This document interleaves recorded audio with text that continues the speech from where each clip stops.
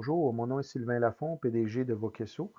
Je vous présente aujourd'hui une conférence que j'ai donnée le 9 mai 2024 au Salon Connexion. Et l'objectif était de présenter les PGI et d'expliquer en quoi ça consiste. Avant de débuter, j'aimerais simplement vous rappeler que mon bouquin a été produit pour vous aider dans le processus de sélection et d'implantation d'un PGI. Vous pouvez en apprendre plus sur le site erphelp.co et aussi en apprendre sur mon organisation voquesso.com. Donc, on commence par définir ce qu'est un PGI. J'ai appelé cette section DOCOSSE. Donc, qu'est-ce qu'un PGI? En anglais, un ERP, Enterprise Resource Planning. Donc, il s'agit d'une solution qui, à l'époque, s'appelait MRP et prenait en charge les calculs, la détermination de l'approvisionnement pour les entreprises manufacturières. Avec l'évolution, avec le temps, des nouvelles fonctionnalités se sont greffées, par exemple les achats, pour en arriver aujourd'hui aux descendants du MRP et des solutions qui prennent en charge presque toutes, sinon toutes les fonctions de l'entreprise.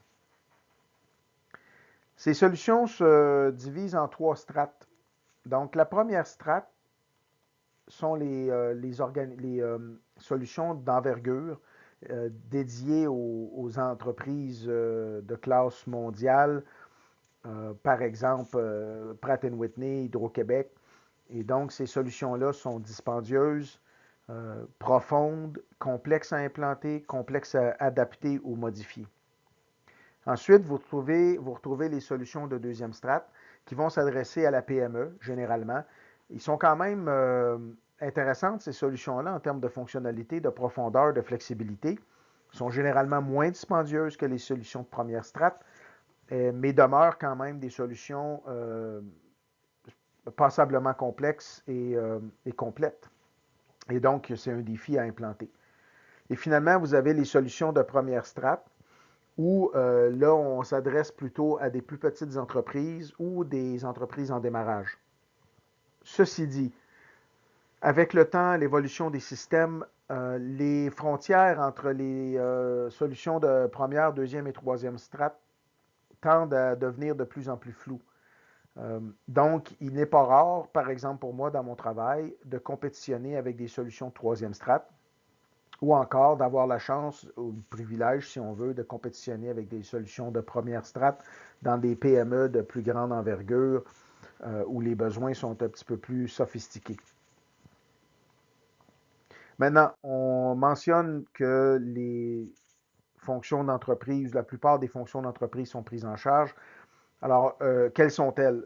J'utilise Business Central comme exemple parce que c'est une des deux solutions que je connais et c'est celle qu'on revend aujourd'hui en tant que partenaire Microsoft.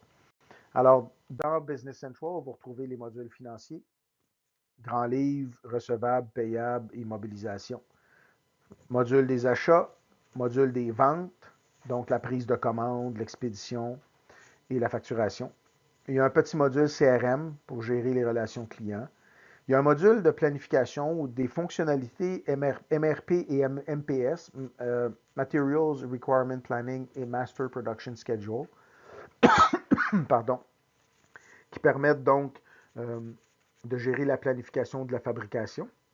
Il y a bien sûr un module de fabrication et un module de gestion d'entrepôt, fonctionnalités sophistiquées d'entrepôt avancé aussi. Le module de gestion de projet qui peut être utilisé par les entreprises de services professionnels, entre autres. Le module de gestion des services, que j'appelle le module des réparateurs METAG, où on peut permettre à une organisation qui envoie des techniciens effectuer des réparations à l'extérieur, soutenir des garanties, ou qui reçoit de l'équipement dans son usine ou dans son entrepôt pour effectuer des réparations dans son atelier, par exemple. Donc, ce module-là permet de gérer ces opérations, les opérations de ce type. Et finalement, tous les PGI vont vous offrir des fonctionnalités de rapport et d'analytique. Et là, la profondeur va dépendre de la solution et il arrive aussi quelquefois qu'on utilise des modules externes pour compléter à ce niveau. J'aime mentionner que le PGI, votre PGI est le centre du monde. En fait, on prend en charge la grande majorité des opérations de l'organisation et d'autres systèmes peuvent se greffer sur votre architecture applicative, mais je considère que votre PGI, c'est le cœur. Alors, à titre d'exemple, si vous avez une plateforme de commerce électronique, votre plateforme va avoir besoin d'informations qui proviennent de votre logiciel de gestion intégré. Vos articles, les quantités en inventaire, les prix, la liste des clients.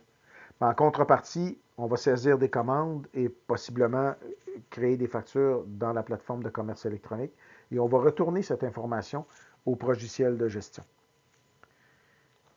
La gestion documentaire est un autre exemple où ici, ce qu'on retrouve souvent, c'est une plateforme comme SharePoint qui gère, stocke des documents d'envergure, des images, des courriels, toutes sortes de documents finalement. Et c'est beaucoup mieux de les stocker dans un système externe comme ça que de les placer dans le PGI. Parce que les bases de données d'un PGI sont conçues pour gérer des grands volumes transactionnels. C'est ce qu'on appelle Online Transaction Processing. Ce sont des bases de données qui sont configurées, optimisées pour faire beaucoup de transactions de courte durée. Une facturation, une mise à jour de l'inventaire. Alors, ce n'est pas une bonne idée de mettre vos documents dans le PGI, mais c'est une très bonne idée que votre PGI puisse aller chercher les documents dans une plateforme de gestion documentaire. Exemple semblable au niveau d'un CRM, certains PGI comportent un CRM, d'autres non.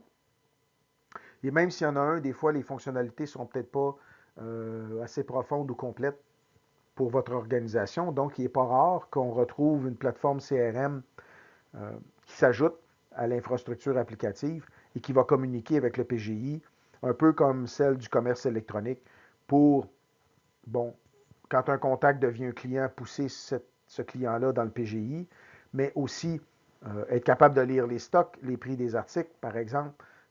Et donc, il y a un échange de données entre les deux systèmes de manière régulière.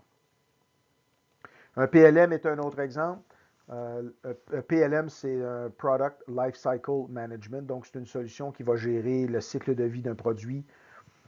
Cette solution-là va pousser des nomenclatures, des routages, des nouveaux produits dans votre PGI, mais il va peut-être aussi aller chercher les prix dans le PGI ou aller voir les niveaux d'inventaire au besoin. Donc, ces échanges de données entre deux solutions, encore une fois, se font régulièrement, mais votre PGI demeure votre source de vérité, si on veut.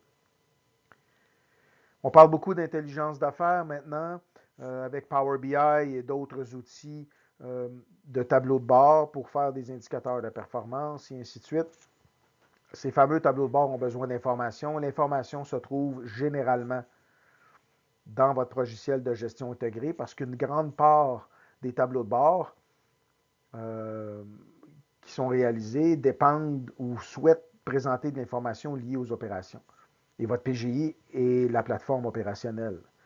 Donc, la majorité des données qu'on va retrouver dans un tableau de bord vont provenir de votre PGI. Et un peu de la même façon, maintenant qu'on ajoute l'intelligence artificielle, qu'on voit les développements à ce niveau-là, l'intelligence artificielle a besoin d'informations, de beaucoup de données pour travailler, faire des projections, découvrir des tendances. Donc, votre PGI, qui est le cœur opérationnel, contient une bonne partie de ces informations.